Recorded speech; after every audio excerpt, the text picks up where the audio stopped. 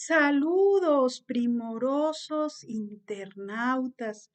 Esta es otra charla de café o té, de literatura y más. Hoy les voy a presentar a alguien muy interesante. Y pues ya saben que en este canal me gusta sacar entrevistas y documentales también. Y hoy les presento en mi canal de YouTube, Laura Alicia Moreno Pérez, así también como en el canal Charlas de Café o Té, Literatura y más de YouTube, una interesante serie de videos que espero que les guste. El de hoy me parece muy interesante ya que trata de una persona que es intelectual, científico, historiador, y su nombre es Luis Omar Montoya Arias. Ya lo van a conocer y pueden mandarme su opinión y si les gustó o no este video. Les voy a leer un poquito de a qué se dedica este personaje, esta persona interesante, escritor de varios libros, Luis Omar Montoya Arias. Él nació en Irapuato en 1982, científico, historiador social, docente en distintos niveles educativos, profesor en el sistema público y en el privado. Miembro del Sistema Nacional de Investigadores de México, del CONACYT. Es un académico invitado en programas de Javier Solórzano en el canal 11 y Enrique Lascano en el canal 14, investigador social, docente, universitario y conferencista. Él es especialista en música mexicana. Qué interesante, ¿verdad? Producción y locución radiofónica, asesoría histórica de documentales, como La Ley del Corrido para Discovery, el mariachi para History, como ejemplos emblemáticos. Habilidades como analista político, catalogación de archivos históricos, autor, escritor de libros de investigación social, publicados por editoriales de prestigio y de artículos indexados, divulgados por revistas académicas. Él es postdoctor, así también como editorialista en el periódico AM de León, Guanajuato, productor de diálogos con las músicas populares mexicanas, transmitido por Radio Universidad de Guanajuato del 2015 al 2017. También es conferencista en ferias del libro mexicanas, dictaminador académico en universidades públicas nacionales y extranjeras también. Realizó estancias de investigación en Estados Unidos, Chile, Colombia, Brasil y Bolivia, becado por el Consejo Nacional de Ciencias y Tecnología de México, CONACYT. En el marco de sus estudios de maestría y doctorado en historia en la UAS y en la CIESAS Peninsular entre 2008 y el 2014.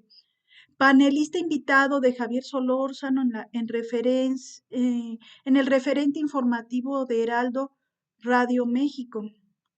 Columnista en Ruleta Rusa, periodismo narrativo y de investigación, articulista de Organización Editorial Mexicana, OEM, asesor histórico para Diario El País en España, en el rap de la frontera, reportaje de David Marcial Pérez, publicado el 23 de agosto del 2020,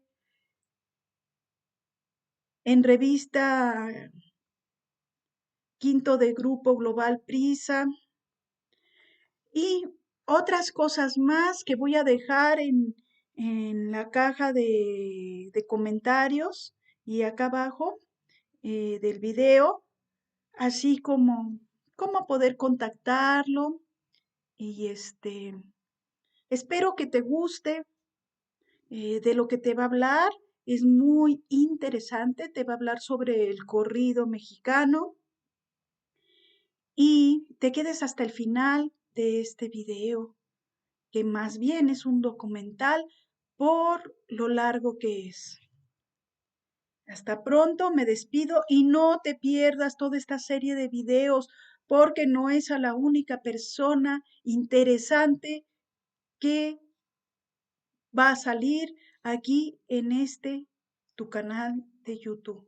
Hasta pronto y ten una vida útil y feliz.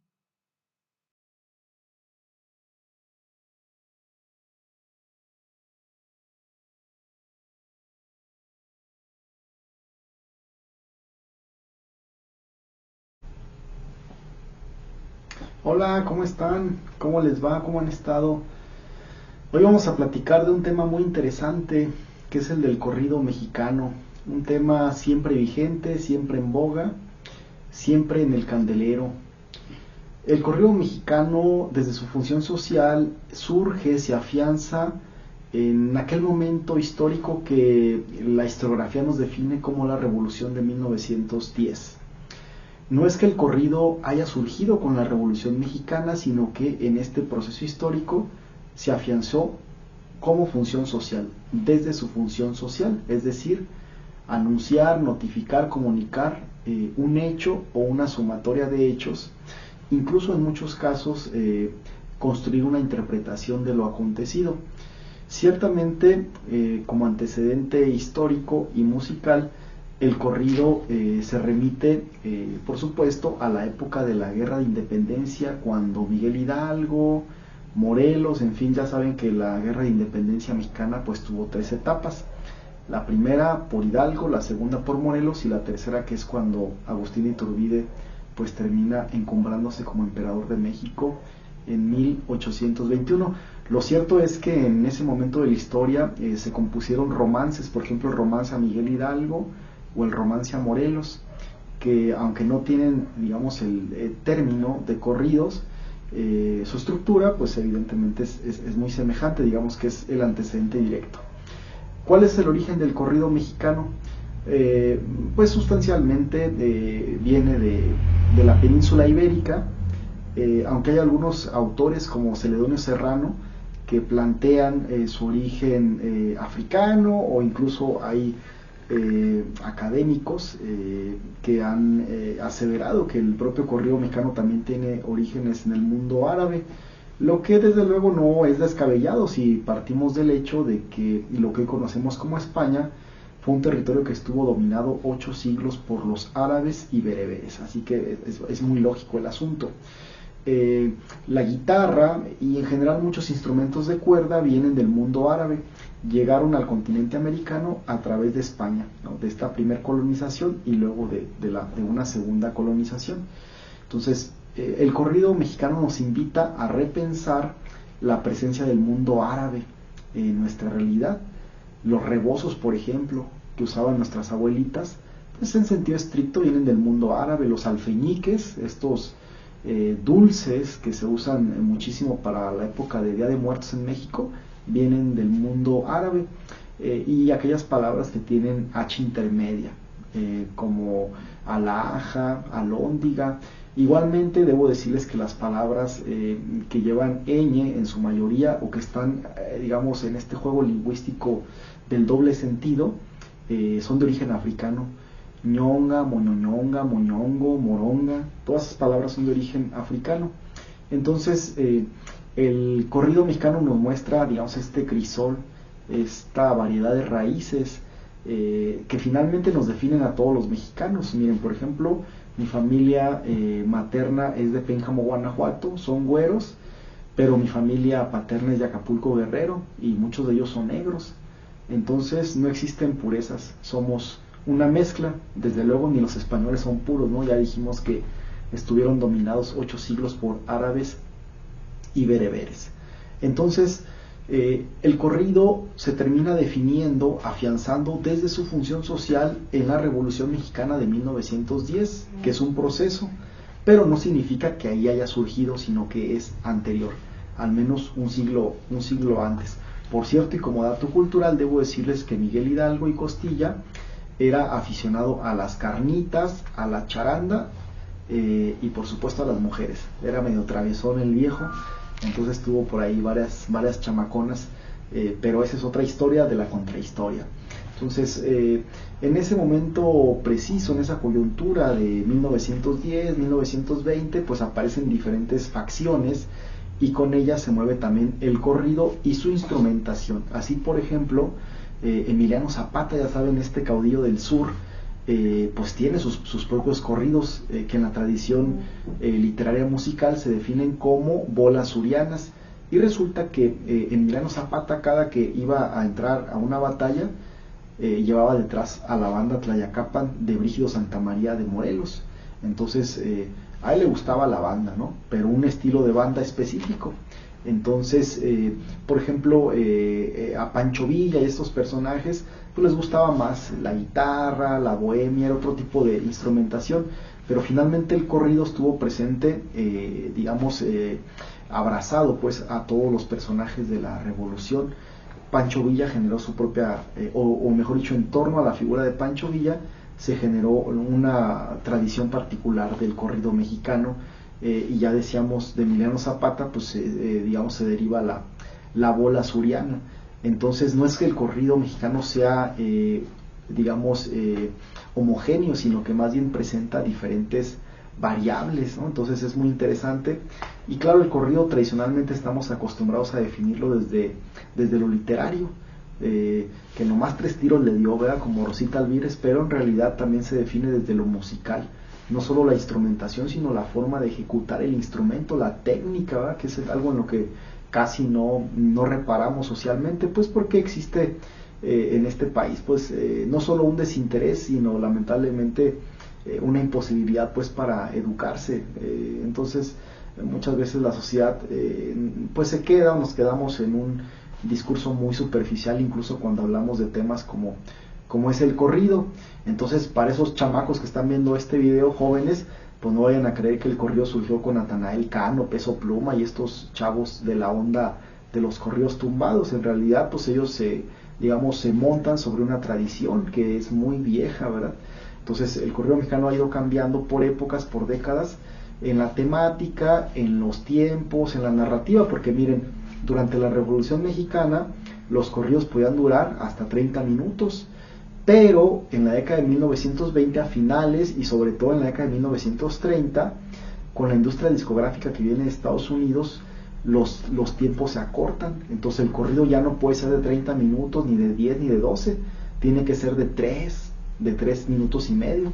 Entonces eso trastoca totalmente la narrativa, la historia, la composición, hasta llegar a la actualidad. Miren, hay un grupo, pueden ustedes ahí googlearlo, hay un grupo que se llama Libro Abierto, que es originario de Sonora, un grupo cultural que compone corridos, y ellos han desarrollado un nicho que definen como microcorridos.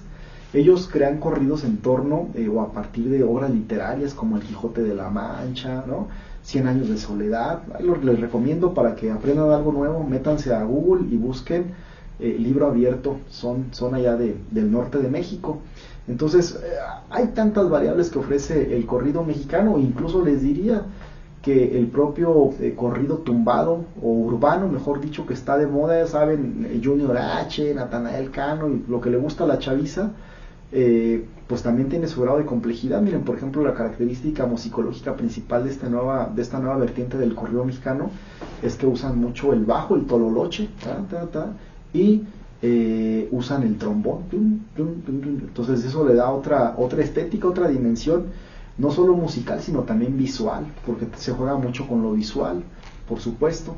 Y estos nuevos muchachitos que ahora llevan la bandera del corrido mexicano, pues en su mayoría son muchachos muy jóvenes que vienen de contextos familiares, digamos, bastante favorables en términos económicos. Este nuevo corrido mexicano, pues indudablemente retoma elementos del performance propios del reggaetón, del trap, incluso hasta del rap. Por eso en realidad debemos definirlo como el corrido urbano. Aunque ya sabemos que en el 2019 este chico de Sonora, Natanael Cano, sacó al mercado un álbum que se le conoció en su momento como Corridos Tumbados, y de ese título, de ese álbum, se desprende esta categoría de mercado que ahora conocemos, ¿no? Pero en realidad el estilo es anterior a este álbum. Ahora, haciendo un ejercicio de crítica, por supuesto que hay que decir que el corrido mexicano perdió virtuosismo, perdió valores, no solo estéticos, sino también éticos. El corrido de la revolución, sin caer en lo idílico o en el apasionamiento, sí que era mejor trabajado en términos artísticos que el corrido actual. Porque no olvidemos que hoy día, en este momento de la historia que definimos como posmodernismo, es decir, después de la modernidad, en la época de la posverdad, todo es mercancía. Somos mercancías nosotros. Piensen, por ejemplo, en esas personas que van caminando por la calle con su sudadera que dice Nike o Reebok, pagan 3,000 pesos por un trapo y encima le hacen publicidad a la marca, ¿no? Somos publicidad móvil. Y por supuesto el corrido mexicano no escapa, pues, es una mercancía, es un producto. Y yo diría, desde una perspectiva ética, que actualmente el llamado corrido tumbado, pues sí que es una escuela del mal, ¿no? Una promoción a los antivalores, y de forma totalmente, sin duda, a las nuevas generaciones. En todo caso, lo que tendríamos que preguntarnos, señoras, señores, es qué intereses económicos están ahí para mover de esta manera una tradición como el corrido. ¿Por qué se deforman las cosas? ¿Por qué se pervierten? ¿Sí? ¿Por qué algo que fue muy útil en términos históricos en su momento, que informó al pueblo, por qué hoy es una vulgar mercancía que adoctrina, que intoxica las mentes y los espíritus? Hasta la próxima, nos vemos.